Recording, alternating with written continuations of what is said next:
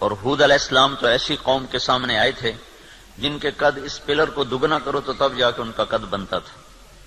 اتنے قد آور قوم تھی کہ 30 40 ہاتھ، یعنی کوئی 60 فٹ ان کا قد بنتا تھا. اور ان کے مقابلے میں اللہ نے لشکر کی وجہ ایک بھیجا، صرف ہود. وَإِلَىٰ عَادٍ أَخَاهُمْ هُودًا، ہم نے عاد کی طرف ہود کو بھیجا. تو سارے مل گئے لیکن ہود علیہ السلام کو ہاتھ نہیں لگا سکتے، ایک ہی کافی ہوتا ہے. لیکن یہ اسباب کی دنیا ہے، اسباب کی دنیا ہے. تو یہاں بطور سبب یہ معجزات کا جہان نہیں، نبیوں کا معاملہ اور ہوتا ہے اور امت کا معاملہ اور ہوتا ہے. نبیوں کے ساتھ اللہ تعالیٰ کا نظام خصوصی چلتا ہے اور عام انسانوں کے ساتھ اللہ تعالیٰ کا نظام عمومی چلتا ہے. ہمیں مکڑی کے جالے سے اللہ نہیں چھپائے گا. کافر پہنچ گئے اور سامنے کھڑے ہوئے ہیں.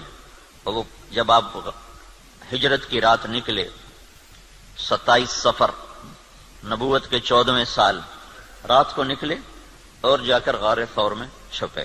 تو کھوجی پاؤں کو دیکھتے دیکھتے غار پر پہنچ گیا لوگوں کو لے کر کے یہاں پاؤں کا نشان ہے.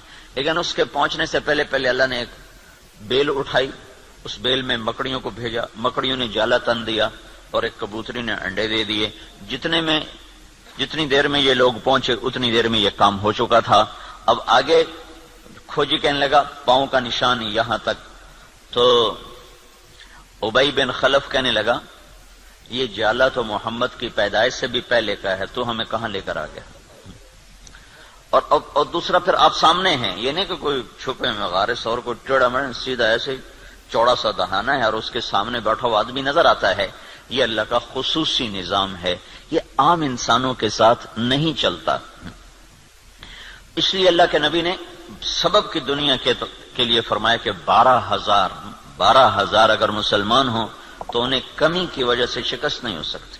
اسکندریہ بڑا مضبوط شہر تھا مصر کا، اس کو فتح ہونے میں دیر ہو گئی اور مسلمانوں کا لشکر تھا 4,000 کا.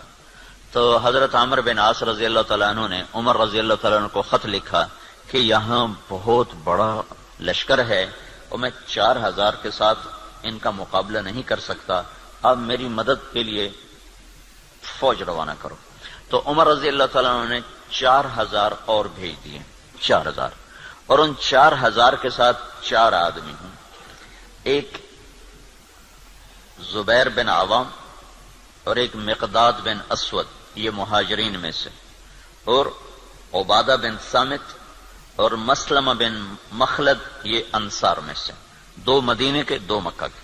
ان 4 کو ان کے ساتھ، تو یہ 4,000 جمع 4. تو عمر رضی اللہ تعالیٰ عنہ نے عمرو بن عاص رضی اللہ تعالیٰ عنہ کو خط لکھا کہ میں تیرے مدد کے لیے 4,000 آدمی بھیج رہا ہوں، ان کے ساتھ 4 آدمی اور ہیں، ان میں ہر آدمی 1,000 کے برابر ہے، 1,000 کے برابر ہے. لہذا میں 4,000 نہیں، میں 8,000 تیری مدد کے لیے بھیج رہا ہوں. اور تم پہلے سے 4,000 ہو تو تم 12,000 ہو گئے. تو 12,000 کو کمی کی وجہ سے کوئی شکست نہیں دے سکتا. تم جب میرا یہ لشکر پہنچے تو تم سارے مسلمانوں کو آخرت کی ترغیب دو اور اللہ کا نام لے کر قدم بڑھاؤ، اللہ تمہیں فتح عطا فرمائے گا. دنیا جن کی فراست کا لوہا مانتی ہے کافر بھی، اور وہ اتنے بڑے شہر پہ حملہ ہو رہا ہے اور وہ کیا تدبیر اختیار کر رہے ہیں کہ 4,000 جمع 4 آدمی بھیج کر مطمئن بیٹھے، حالانکہ وہ 40,000 بھیج سکتے تھے. عمر رضی اللہ عنہ اس وقت اس سطح پر تھے کہ 40,000 بھیج سکتے تھے. 4,000 جمع 4. چند صحابہ ایسے ہیں جن کو 1,000 کے برابر مانا جاتا تھا کہ جہاں وہ ایک کھڑا ہے وہ 1,000 کے برابر ہے. قعقاع بن عمر تمیمی اور مقداد بن اسود اور رافع بن عمیرہ اور طلحہ بن خویلد اور عمرو بن معدی کرب اور براء بن مالک، یہ وہ لوگ ہیں جہاں ایک کھڑا ہوتا تھا تو کہا جاتا تھا 1,000 کھڑا ہوا ہے. تو یہ 4,000 جمع 4 وہاں پہنچے اور 8,000 کے ساتھ بھائی رہنے دو، کس نے کہا چھوڑ. تو عمرو بن عاص رضی اللہ تعالی عنہ نے لشکر کی کمان عبادہ بن صامت کے حوالے فرما دے. عبادہ بن صامت کیسے شاہ سوار تھے؟ وہ جنگل میں نکل کے تہجد پڑھ رہے تھے، جنگل میں، جنگ کے دنوں میں. تو مصریوں کی ایک ٹولی اوپر سے نا راؤنڈ لگاتی ہوئی آ رہی تھی 20 گھوڑ سوار، 20 آدمی 20. تو انہوں نے دیکھا کہ ایک عرب سپاہی نماز پڑھ رہا ہے، تو انہوں نے ایک دم حملہ کیا. ان کی تلوار پاس تھی، انہوں نے پیچھے پلٹ کے دیکھا 20 یہ اکیلے ہیں، اور وہ گھوڑ سوار یہ پیدل. انہوں نے تلوار اٹھائی اور 20 میں سے 16 کو قتل کیا، باقی 4 بھاگ گئے. جب وہ بھاگے تو پھر اللہ اکبر، پھر نماز شروع کر. تو ان کے سر پہ انہوں نے امارت کا امامہ باندھا کہ آج تو بسم اللہ کر. تو عبادہ بن صامت رضی اللہ تعالیٰ عنہ بدری صحابہ میں سے ہیں، بدری صحابہ میں سے. تو یہ جو 4 آدمی بھیجے تھے، چاروں جنگ بدر کے شریک تھے. تو 12,000 نہیں تھے، 8,000 جمع 4 تھے. اور اسکندریہ جو مصر کا سب سے بڑا شہر تھا اور طاقتور اس کی فوج تھی، اللہ نے 8,000 کے ذریعے سے وہ زیر کروا دیا کہ 12,000 کو شکست ہو گئی. تو سمجھو کہ کمی کی وجہ سے نہیں، کوئی اور ہے. اب تو 1 ارب مسلمان ہیں، 1 ارب مسلمان ہیں، اور ذلت چھائی ہوئی ہے. اور اس سے عجب بات یہ ہے کہ دنیا کی سب سے طاقتور چیز اس وقت تیل ہے. تیل کے ساتھ پہیہ گھومتا ہے، تیل کے ساتھ جہاز اڑتا ہے، بم گرانے کے لیے اسے تیل چاہیے. ساری دنیا کا 70% تیل اللہ نے مسلمانوں کی زمین کے نیچے رکھا ہوا ہے. دنیا میں جتنا تیل ڈھونڈا جا چکا ہے اس کا 70% اللہ تعالیٰ نے عربوں کو دے دیا ہے، مسلمانوں کو دے دیا ہے. ٹوٹل 30% ساری دنیا میں اور 70% مسلمانوں کی زمین میں. اور پھر ذلت. تو میں یہ بتا رہا تھا کہ اگر ہم پورے مسلمان ہیں تو پھر اللہ کا قانون کیا ہے؟ انتم الاعلون ان کنتم مؤمنین. تم سے اونچا کوئی جا نہیں سکتا. وَلِلَّهِ الْعِزَّةُ وَلِرَسُولِهِ وَلِلْمُؤْمِنِينَ. عزت صرف تمہیں ملے گی، کافر کو ذلت ملے گی. لَفَتَحْنَا عَلَيْهِمْ بَرَكَاتٍ مِّنَ السَّمَاءِ وَالْأَرْضِ. زمین آسمان کی برکتوں کے میں دروازے کھول دوں گا، اور تمہاری زمین کا ذرہ ذرہ وہ برکت بنے گا، آسمان کا قطرہ قطرہ وہ برکت بنے گا.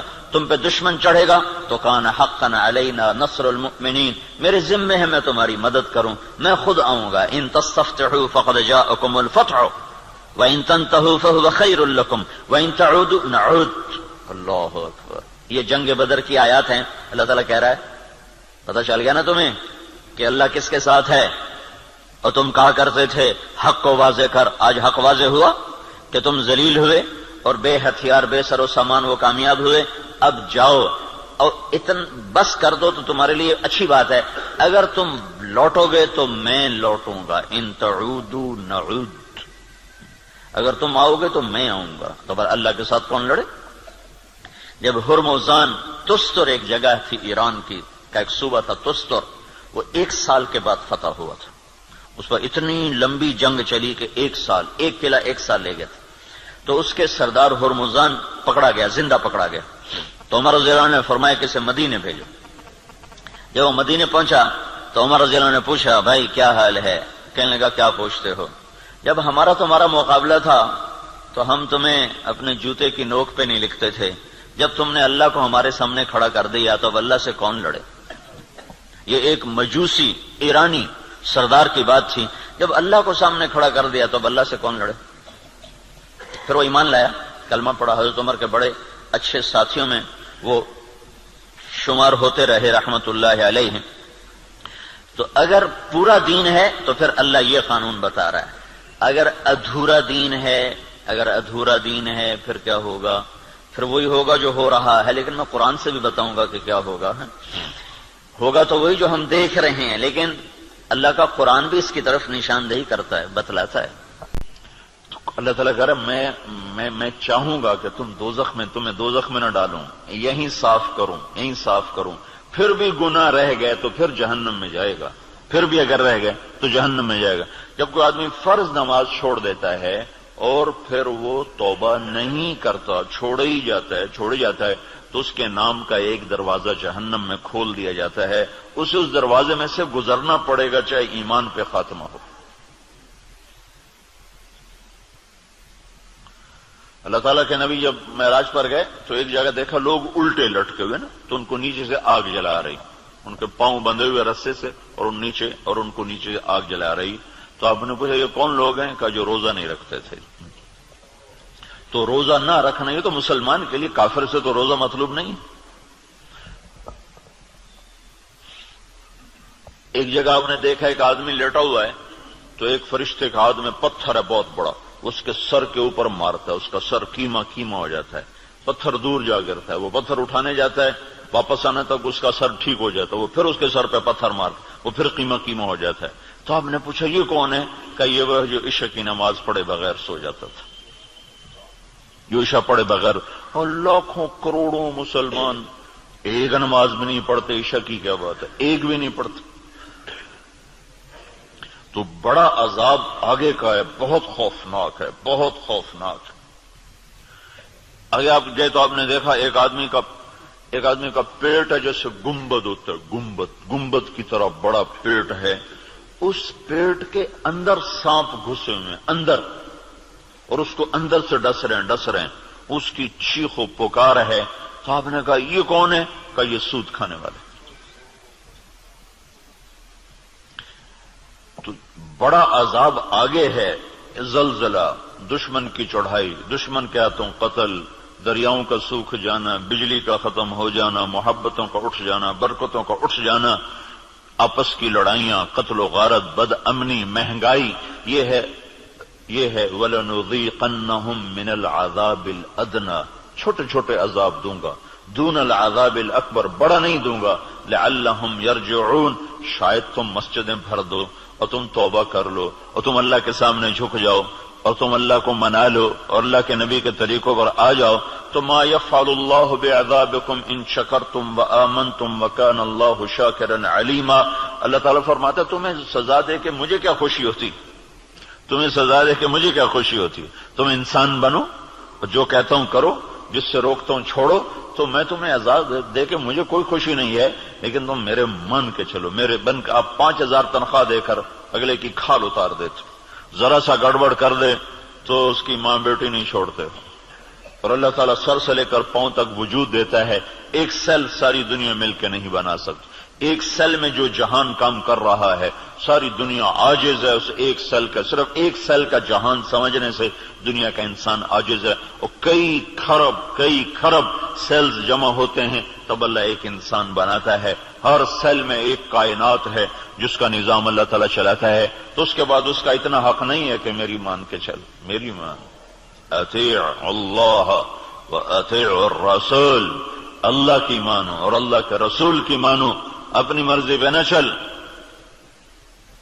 اور پھر اس میں اللہ تعالیٰ ایک ہمارے ساتھ سودا کرتا ہے کہ عبدی انت ترید وانا ارید ولا يكون الا ما ارید فان سلمت لي فيما ارید كفيتك فيما تريد وان لم تسلم لي فيما ارید اتعبتك فيما تريد ولا يكون الا ما ارید۔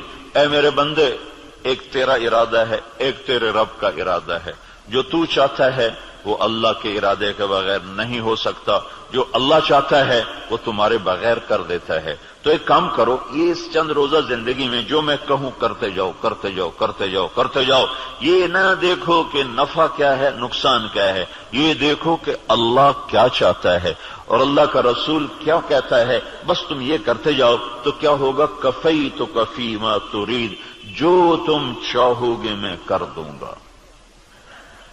وَإِن لَّمْ تُسَلِّمْ لِي فِيمَا أُرِيدُ، اگر تم نے یہ نہ کیا تو أَتْعَبْتُكَ فِيمَا تُرِيدُ وَلَا يَكُونُ إِلَّا مَا أُرِيدُ، تو پھر میں تمہیں تیری چاہتوں میں تھکا دوں گا، تجھے خوار کر دوں گا، اور ہوگا وہ جو تیرا رب چاہتا ہے۔ تو ادھورے دین پر کیا ہوتا ہے، ادھورے دین پر ہاں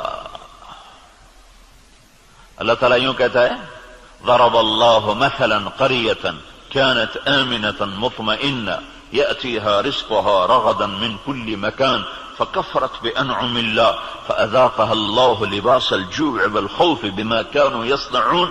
جب تم دین پر چلتے ہو تو اللہ کہتا ہے میں خوف دور کر دیتا ہوں، ولا يبدلنهم من بعد خوفهم امنا، میں خوف دور کرتا ہوں، امن قائم کرتا ہوں، بے برکتی دور کرتا ہوں، برکتیں لے کر آتا ہوں۔ اور جب تم بگڑتے ہو تو پھر میں کیا کرتا ہوں کہ میں ساری برکتیں واپس لیتا ہوں، پھر اور کیا کرتا ہوں، پھر میں خوف طاری کرتا ہوں، اور بھوک طاری کرتا ہوں فَأَذَاقَهَا اللَّهُ لِبَاسَ الْخَوْفِ وَالْجُوعِ.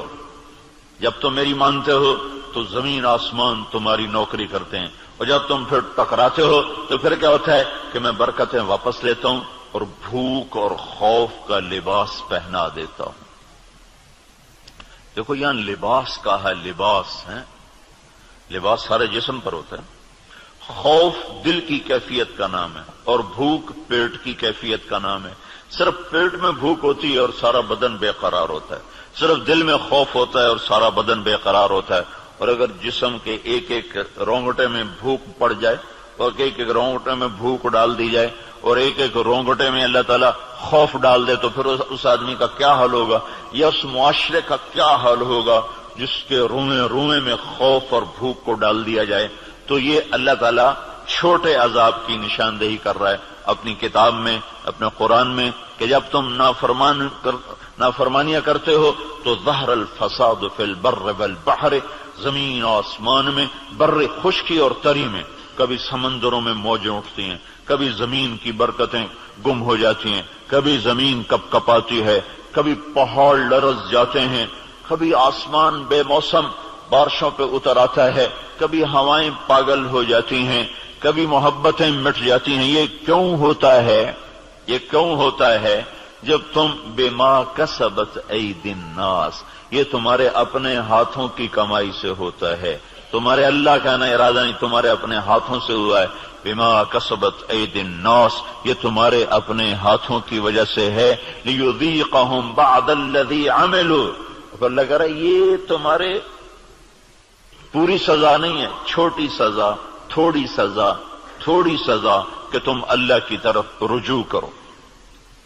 تو بھائیو، مکمل دین ہے تو اللہ کا قانون اور ہے، ادھورا دین ہے اللہ تعالیٰ کا قانون اور ہے. زمین آسمان اللہ کے ہیں، قانون بھی اللہ کا چلتا ہے. زمین آسمان اللہ کی بادشاہی ہے، حکم بھی میرے اللہ کا چلتا ہے. یہاں کوئی پر نہیں مار سکتا، دم نہیں مار سکتا. ایک کتاب میں نے حدیث پڑھی، اللہ تعالیٰ نے ایک نبی سے فرمایا، یاد رکھ تیرے بدن پہ جو مکھی بیٹھتی ہے نا، وہ بھی تیرے رب کی اجازت سے بیٹھتی. اور قرآن دیکھو، ما تسقط من ورقۃ الا يعلمها، پتے کو کہو کہ اللہ کی مرضی کے بغیر گر کے دکھا دو. صرف فیصلہ آباد کے درختوں کے پتے گنو تو گنے نہ جائیں، صرف پاکستان کے درختوں کے پتے گنو تو گنے نہ جائیں. تو کل کائنات میں کتنے جنگل، پھر سمندر کے جنگل جو پانی کے اندر درخت ہیں وہ زمین کے درختوں سے زیادہ ہیں. اللہ نے پانی کے اندر بے شمار جنگل بنایا ہوا ہے. تو اپنے اس کی شہنشاہی دیکھو کیا کہتا ہے، ایک پتا بھی گرتا ہے تو تیرے رب کے امر کے ساتھ ہے.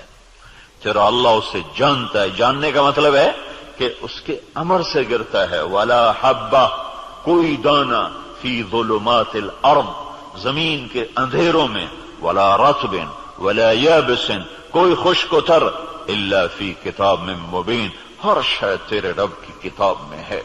اتنی بڑی بادشاہی کا مالک ہو اور ہم بے وقوف لوگ اسی سے ٹکرانا شروع کر دیں تو ہم سے بڑا دیوانہ کون ہوگا؟ جھوٹ کے بغیر کام نہیں چلتا، سبحان اللہ، یہ مسلمان کہتا ہے. سود کے بغیر کام نہیں چلتا، یہ مسلمان کے جب بول ہوں تو زمین آسمان کانپے نہ تو کیا کرے؟ الا لعنت اللہ علی الکاذبین، اللہ نے کہا غور سے سنو، جھوٹوں پہ اللہ کی لعنت. اور یہ سب تاجر کہتے ہیں جھوٹ کے بغیر کام نہیں چلتا. ایک تاجر نے نا، اچھا بڑا تاجر تھا، وہ 3 دن لگا داڑھی رکھ لی چھوٹی چھوٹی. مجھے بڑی خوشی ہوئی. کچھ دن بعد ملاقات ہوئی تو شیو کیا ہوا. میں نے کہا یہ کیا کیا؟ کہنے لگا جو سارا دن جھوٹ بولنا پڑتا تو میں نے شیو کرا دیا. میں نے کہا اللہ کے بندے، کوئی داڑھی کی وجہ سے جھوٹ حرام ہے؟ جھوٹ تو کلمے کی وجہ سے حرام ہے. اب تو نے 2 گناہ شروع کر دیے، داڑھی بھی منڈائی، جھوٹ بھی بولا.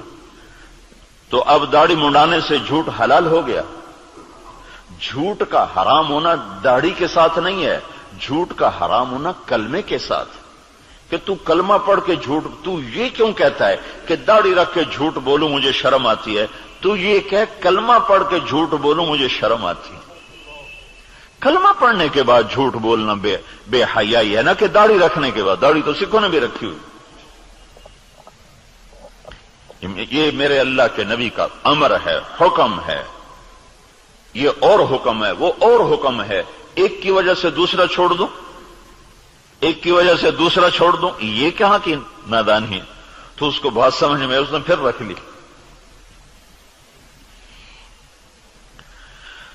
تو اب جب تاجر کہے جھوٹ کے بغیر کام نہیں چلتا، سود کے بغیر تجارت نہیں چلتی، اور اللہ کہے لعنت اللہ علی الکاذبین، جھوٹوں پہ اللہ کی لعنت، اور اللہ تعالیٰ کہے فاذنوا بحرب من اللہ ورسولہ، یا سود چھوڑ دو یا اللہ اس کے رسول سے جنگ لڑنے کے لیے تیار ہو جاؤ. ہماری تو جنگ اللہ امریکہ سے تھوڑی ہماری جنگ ہے، یا ہندوستان سے تھوڑی ہماری جنگ ہے، یا اسرائیل سے ہماری جنگ. تو ہماری تو اللہ سے جنگ ہوئی پڑی، اللہ ہمارے خلاف جنگ کر رہا ہے. اصل تو مقابل میں اللہ آیا ہوا ہے، اللہ اس کا رسول آیا ہوا ہے.